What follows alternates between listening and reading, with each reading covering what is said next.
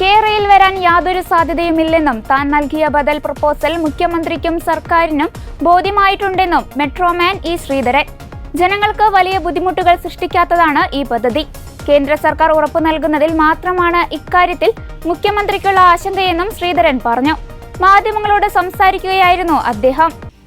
കേരളയിൽ വരാൻ യാതൊരു സാധ്യതയുമില്ല, പക്ഷേ അതിനെ ബദൽ പ്രപ്പോസൽ ഞാൻ കൊടുത്തിട്ടുണ്ട്. അത് കേരള സർക്കാരിനെ ഇഷ്ടമായി. മുഖ്യമന്ത്രിയുമായി ഇത് സംബന്ധിച്ച് ചർച്ച നടത്തി. അദ്ദേഹത്തിന് അത് ബോധ്യമായി.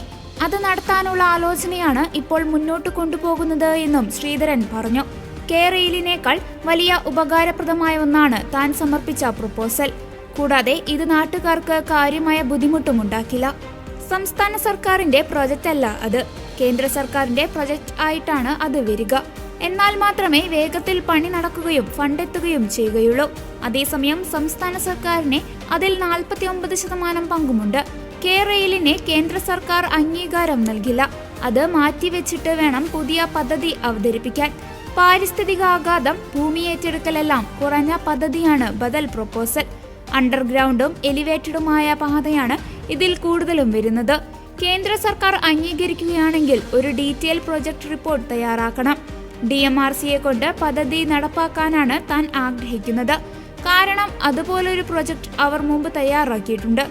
അവരുടെ കയ്യിൽ എല്ലാ ഡാറ്റകളുമുണ്ടെന്ന് ശ്രീധരൻ പറഞ്ഞു. കേരളയിൽ ഞങ്ങൾ മാറ്റിവെച്ചു. പുതിയ പദ്ധതി എടുക്കാൻ തയ്യാറാണെന്ന് പറഞ്ഞ് റെയിൽവേ മന്ത്രാലയത്തിന്റെ അനുമതിക്കായി മുഖ്യമന്ത്രി ഒരു കത്തെഴുതണമെന്നും ഞാൻ ആവശ്യപ്പെട്ടു. കത്തെഴുതിയിട്ട് ഞാൻ തന്നെ മന്ത്രിയെ കണ്ട് അനുമതി വാങ്ങിത്തരാമെന്നും പറഞ്ഞിരുന്നു. എന്നാൽ ആ കത്ത് ഇതുവരെ പോയിട്ടില്ലെന്നും ഇ ശ്രീധരൻ കൂട്ടിച്ചേർത്തു. കേരളയിൽ വരാൻ യാതൊരു സാധ്യതയില്ല. അത് പണ്ടത്തെ സെൽവറായി. പക്ഷെ അതിന് ബദലുള്ള ഒരു പ്രപ്പോസൽ ഞാൻ കൊടുത്തിട്ടുണ്ട്. ആ പ്രപ്പോസൽ കേരള ഗവൺമെൻറ്റിന് ഇഷ്ടമായി. ഞാനും ചീഫ് മിനിസ്റ്ററുമായിട്ട് അതിനെപ്പറ്റി ഡിസ്കഷൻ നടന്നു. അദ്ദേഹത്തിന് ഇത് ബോധ്യമായി.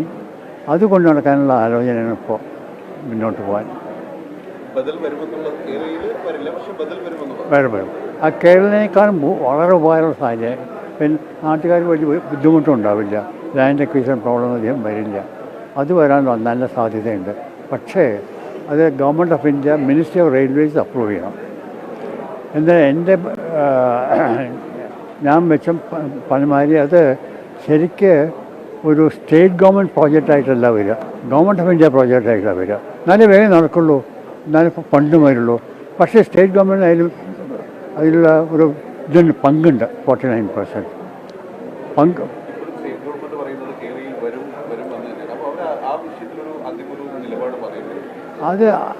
അതാണ് ഒരു വലിയ വിഷമപ്പോൾ.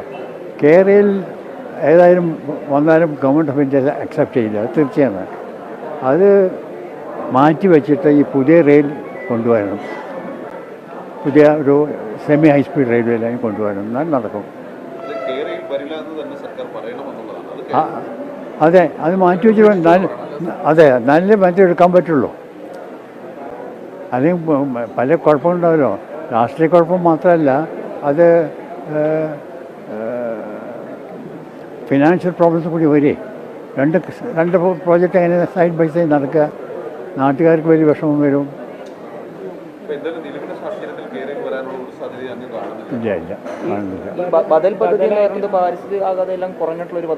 വളരെ കുറഞ്ഞത്. അതുകൊണ്ട് നാട്ടുകാർക്ക് വലിയ വിഷമം ഉണ്ടാവില്ല. ലാൻഡ് അക്വിസിഷൻ ബുദ്ധിമുട്ടുണ്ടാവില്ല. കാരണം ഒന്നെങ്കിൽ എല്ലാം അണ്ടർഗ്രൗണ്ടാണ്, അല്ലെങ്കിൽ എലിവേറ്റഡാണ്. അത് കാരണം അങ്ങോട്ടും ഇങ്ങോട്ടും പോകാനോ ഒന്നും ഒരു വിഷമമില്ല. പിന്നെ ഞാൻ ഉദ്ദേശിക്കുന്നത് അതിനുള്ള ലാൻഡ് എടുക്കുമ്പോൾ ചെറിയ ഇതെടുക്കുന്നു, 20 മീറ്റർ വിട്ട് എടുക്കുന്നു. ആ പണി കഴിഞ്ഞാൽ പഴയ ആൾക്കാർക്ക് വേണമെങ്കിൽ വിട്ടുകൊടുക്കാൻ സാധിക്കും. അവർക്ക് വീട് വയ്ക്കാനൊന്നും പറ്റില്ല, പക്ഷെ കൃഷി ചെയ്യാനോ അല്ലെങ്കിൽ പശുക്കളെ മേയ്ക്കാനോ അതിനൊക്കെ വിട്ടുകൊടുക്കാനും പറ്റും. അത് കാരണം വലിയ റെസിസ്റ്റൻസ് ഉണ്ടാവില്ല ലാൻഡ് എടുക്കാൻ. പ്ലാനിങ് അത് ഗവൺമെൻറ് അക്സെപ്റ്റ് ചെയ്യുകയാണെങ്കിൽ അതിന് ഡീറ്റെയിൽ പ്രോജക്റ്റ് റിപ്പോർട്ട് ഉണ്ടാകണം ആദ്യം. Detail project report. ആ ഡീറ്റെയിൽ പ്രോജക്റ്റ് റിപ്പോർട്ട് ഞാൻ ഉദ്ദേശിച്ചിരിക്കുന്നത് ഡൽഹി മെട്രോ റെയിൽ കോർപ്പറേഷനെ കൊണ്ട് ചെയ്യുകയാണ്. കാരണം അതുപോലെ ഒരു പ്രോജക്റ്റ് ഇപ്പോൾ മുമ്പുണ്ടാക്കിയിട്ടുണ്ട് 2016. എല്ലാ ഡാറ്റയും ഒക്കെ അവരുടെ കയ്യിലുണ്ട്. അപ്പോൾ അവരാണെങ്കിൽ വേഗം ചെയ്ത് തീർക്കും. ഡീറ്റെയിൽ പ്രോജക്റ്റ് റിപ്പോർട്ട് ഉണ്ടാക്കിയിട്ട് എന്നിട്ട് ഗവൺമെൻറ് ഓഫ് ഇന്ത്യ അത് അക്സെപ്റ്റ് ചെയ്യണം. അപ്പോൾ സി എമ്മിൻ്റെ ഉദ്ദേശം എന്താണെന്ന് വെച്ചാൽ ആ പ്രോജക്റ്റ് ഗവൺമെൻറ് ഓഫ് ഇന്ത്യ ചെയ്യാൻ തയ്യാറാണെന്നൊരു എഷുറൻസ് മാതിരി കിട്ടണം, എന്നാലും മുന്നോട്ട് പോകുമ്പോൾ. അതാണ് അദ്ദേഹത്തിൻ്റെ വിഷമം.